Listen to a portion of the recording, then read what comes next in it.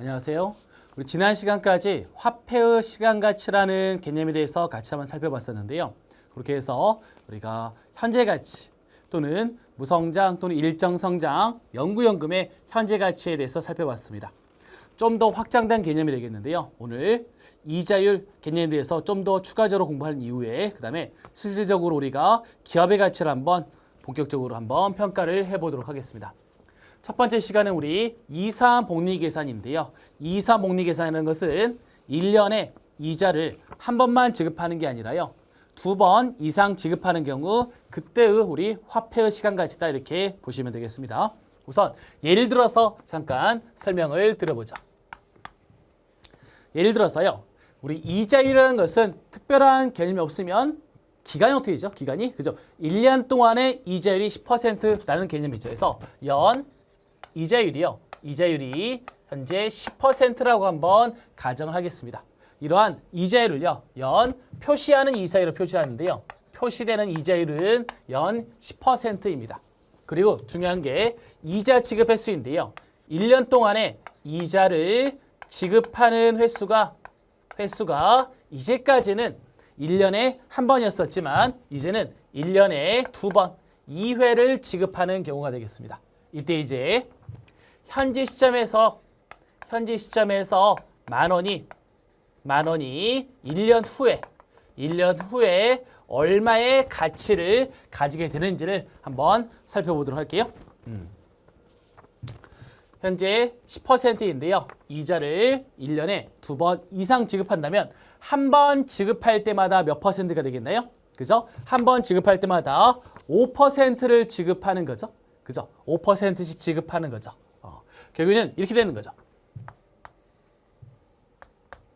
현 시점에서 만 원을 예금하잖아요. 그러면 1년 후에요. 1년 후에 그 다음에 2년 후에 얼마 이런 개념을 살펴봤었는데요. 이제는요. 그런 개념이 아니에요. 조금 틀리게 이제는 1년입니다.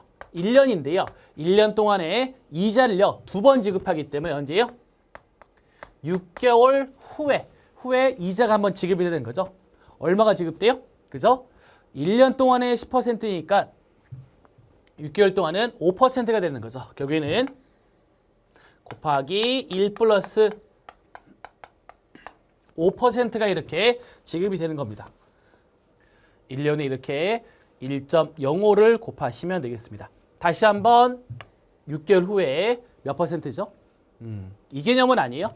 만 원에 5% 500원, 다시 한번 500원. 그런 개념은 우리가 단위라는 표현이고요. 우리는 복리계산이에요. 따라서 6개월 후에 5%의 이자가 지급된 얼마죠? 그죠? 1,500원에서 다시 한번 곱하기 1 플러스 5%의 이자가 지급되는 거죠. 1년에 이자를 2번 지급하는 거죠. 결국에는 어떻게 되는 거예요? 결국에는 우리가 곱하기 1 플러스 5%를 1년 동안 몇 번이요? 2번 지급하는 거죠.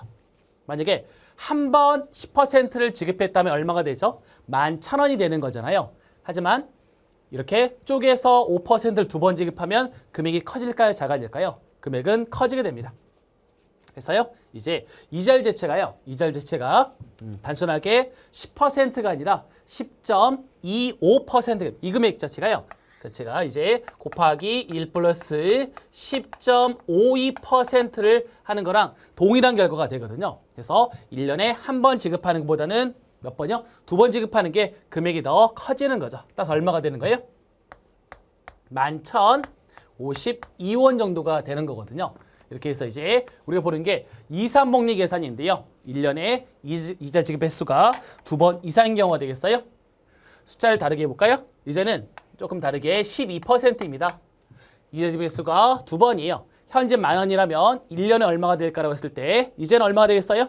5%가 아니라 1년에 2번이니까 6%를 어떻게 해요? 2번 주는 거죠. 2번. 따라서 6%의 제곱이 될 거고요. 여기는 12.36%입니다. 12.36%가 되는데요. 실질적 이자는 12.36%예요. 여기는 한 번 지급할 때 6%는 얼마가 되고요? 1,600원이 될 거고요. 여기에 다시 한번 6% 지급하게 되면 이제는 12,000원이 아니라 11,200원이 아니라 이제는 11,236원이 되는 거죠. 그러니까 한 번 지급할 때 보다는 좀 더 이자율이 높아지는 거죠.